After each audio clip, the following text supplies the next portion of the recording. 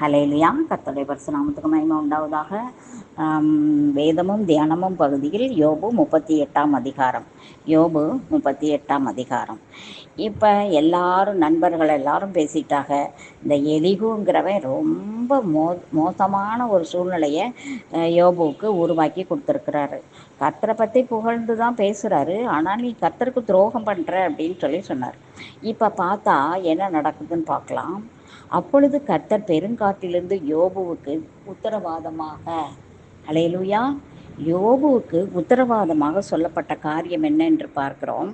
ஹல்லேலூயா, ஸ்தோத்திரம்.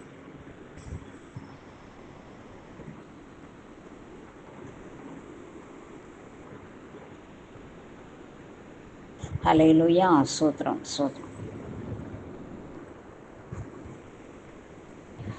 அப்பொழுது கர்த்தர் பெருங்காற்றிலிருந்து யோபுக்கு உத்தரவாக, அறிவில்லாத வார்த்தைகளினால் ஆலோசனையை அந்தகாரப்படுத்துகிற இவன் யார்? ஆண்டவர் கேட்குறார் எலிகோ பார்த்து, இவன் யாரு? அறிவில்லாத வார்த்தைகளினாலே ஆலோசனையை அந்தகாரப்படுத்துகிற இவன் யார்? இப்போதும் புருஷன் போல் இடைக்கட்டிக்கொள், நான் உன்னை கேட்பேன், நீ எனக்கு உத்தரவு சொல்லு. நான் பூமியை அஸ்திபாரப்படுத்துகிற போது நீ எங்கே இருந்தாய்? நீ அறிவாளியானால் அதை அறிவி. ஆண்டவர் கேட்குறாரு யோபு கிட்ட. அதற்கு அளவு குறித்தவர் யார்? அதன் மேல் நூல் போட்டவர் யார்? நீ அதை அறிந்திருந்தால் சொல்லு. அதன் ஆதாரங்கள் எதின் மேல் போடப்பட்டது? அதன் கோடிக்கல்லை வைத்தவர் யார்? அப்பொழுது விடியற்காலத்து நட்சத்திரங்கள் ஏகமாய் பாடி தேவபுத்திரர் எல்லோரும் கெம்பீரித்தார்களே. கர்ப்பத்திலிருந்து உதிக்கிற போது சமுத்திரம் புரண்டு வந்தபோது அதை கதவுகளால் அடைத்தவர் யார்?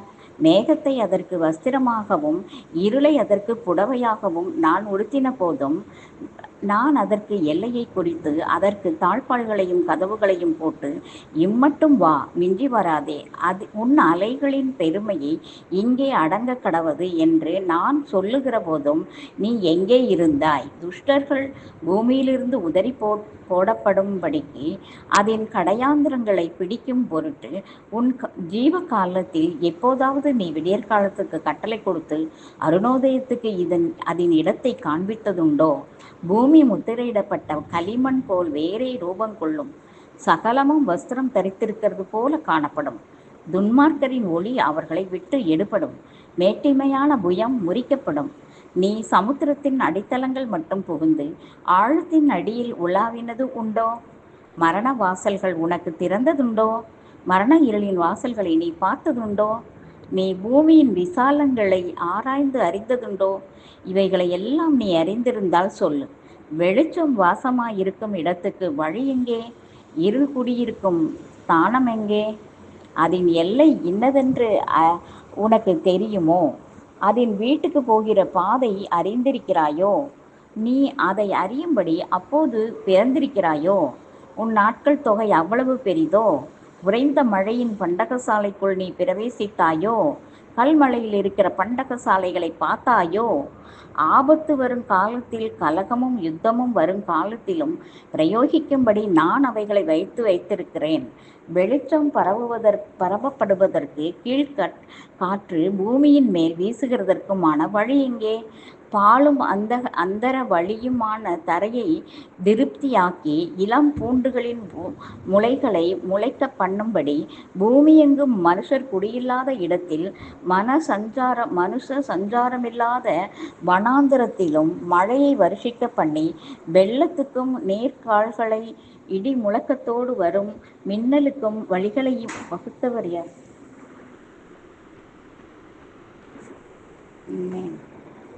மழைக்கு ஒரு தகப்பன் உண்டோ? பனித்துளிகளை நியமித்தவர் ஜனிப்பித்தர் யார்?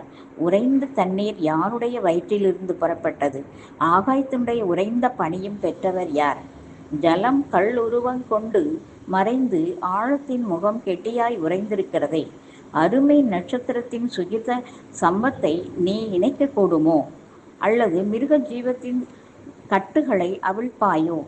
ராசிகளை அதன் காலத்தில் வரப்பண்ணுவாயோ? துருவ சக்கர நட்சத்திரத்தையும் அதை சேர்ந்த நட்சத்திரங்களையும் வழிநடத்துவாயோ?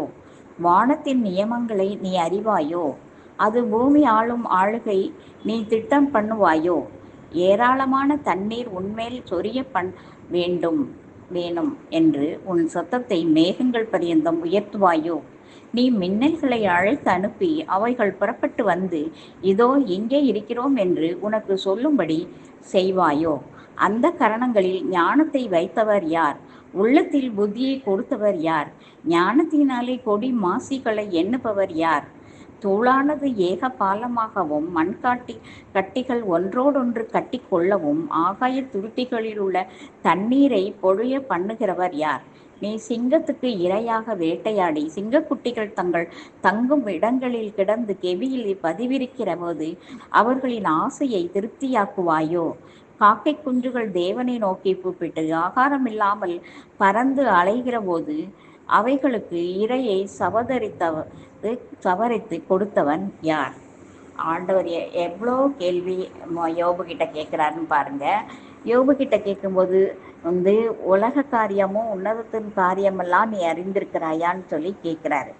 ஆண்டவரே நேரடியாக கேட்கும்போது அவர் வாயடைத்து அமைதியாக இருக்கிறார்.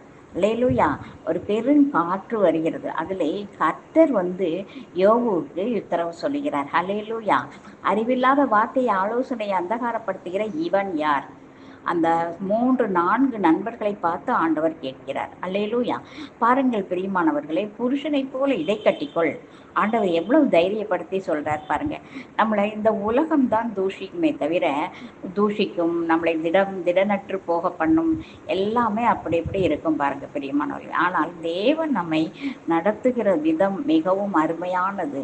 வார்த்தைகளினாலே புருஷனை போல நீ இடை கட்டிக்கொள். உன்னை கேட்பேன், எனக்கு மறு உத்தரவு சொல்லு. நான் பூமியை அஸ்திபடுத்தின போது நீ எங்கே இருந்த? அறிவாளியானால் அதை அறிவி, நீ சொல்லு. எவ்வளவு அழகா கேட்கிறார் பாருங்க. அதுக்கு அளவு குறித்தவர் யாரு? அதுக்கு நூல் போட்டவர் யாரு? அதை அறிந்திருந்தா சொல்லு.